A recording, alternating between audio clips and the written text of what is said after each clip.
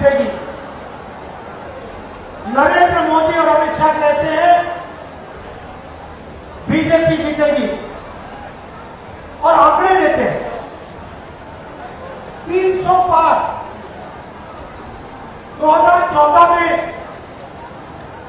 2019 में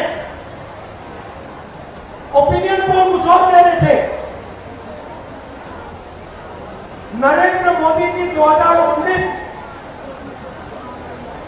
के चुनाव के बाद रिजल्ट आने से पहले प्रेस कॉन्फ्रेंस करते हैं, कहते हैं 300 सीटें आएंगी।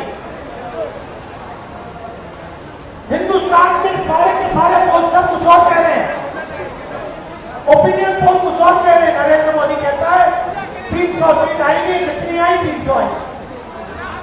क्यों? वोट चोर। भाइयों बहनों, सच्चाई है, ये पहले गुजरात में शुरू हुआ। ये 2014 से पहले गुजरात में शुरू हुआ और 2014 में नेशनल लेवल पे ये लोग इसको लाए।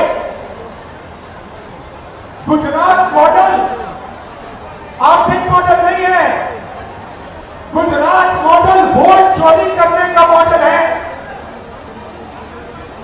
और इस मॉडल को ये 2014 में नेशनल लेवल पे लाए। आप देखिए, मध्य प्रदेश का चुनाव चोरी किया, हरियाणा का किया, महाराष्ट्र का किया। हम कुछ बोलते नहीं थे क्योंकि सबूत नहीं था, मगर महाराष्ट्र में सबूत मिल गया। इन्होंने कुछ ज्यादा कर दिया। लोकसभा में हमारा गठबंधन जीतता है, 4 महीने बाद असेंबली इलेक्शन होता है, हमारे गठबंधन जमीन पर दिखता ही नहीं है। खत्म। फर्क क्या था? फर्क था कि लोकसभा में जितने वोट हमें मिले उतने ही हमें विधानसभा में मिले। इलेक्शन कमीशन ने लाखों वोट जोड़े, तकरीबन 1 करोड़ वोट लोकसभा के बाद जोड़े।